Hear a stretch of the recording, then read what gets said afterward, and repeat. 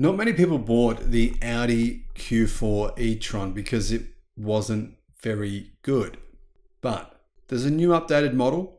It's actually a bit cheaper now. It's got more range, it's got more power, it's got better charging, and now I actually have to say, would even consider one.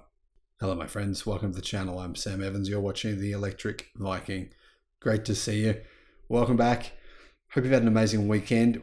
We've just had, well, for me, my first weekend after surgery. And yeah, it's really interesting. I still can't really move my foot at all. It's got metal plates through it, screws, a fake ligament, right? That's holding it all together. And apparently that's going to stay in there for life. So it feels a bit weird. So sorry if I'm in a cramped up position. Now, some automakers have revealed refreshed EVs, and Audi has recently revealed its refreshed Q4 e-Tron crossover. Now, if you're in the market right now, you're looking at an Audi EV, you'd probably be thinking, oh, there's some good deals on the Audi Q4 e-Tron. Whoa, there's a reason. The older model is a definite step down versus this newer model. Now, I just want to put a disclaimer in here, guys. There are reports coming straight from people who've bought Audi EVs in the United States that Audi doesn't honor battery warranties. It only honors battery warranties if there's a battery failure. But if you have a massive loss of range, even 50% loss of range over the course of say 5, 6, 7 years, Audi won't honor that. So they're the only brand, I believe, in the US that are having that stipulation.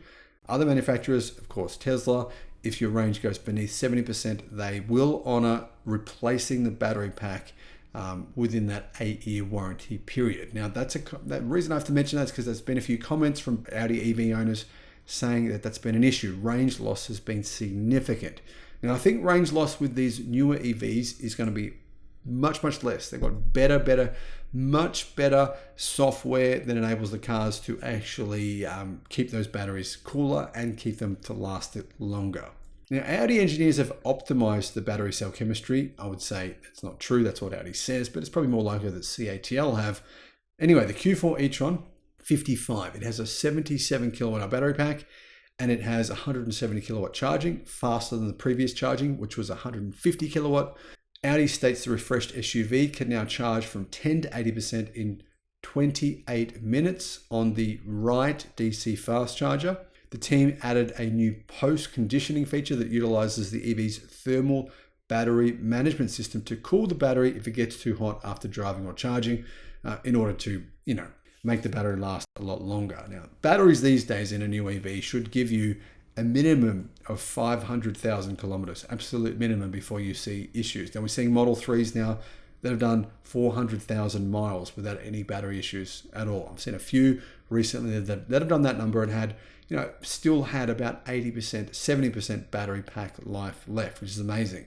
Anyway, the improved battery chemistry enables a longer range. The e-Tron now has 258 miles of range on the EPA cycle. That's a 22-mile improvement. Additionally, a revamped rear motor gives it 40 more horsepower. So it now has 335 horsepower. That means it'll do 0 to 60 or 0 to 98 kilometers an hour in around 5 seconds. The previous model was 5.8 seconds. Now, Audi have made another change as well, which is the suspension.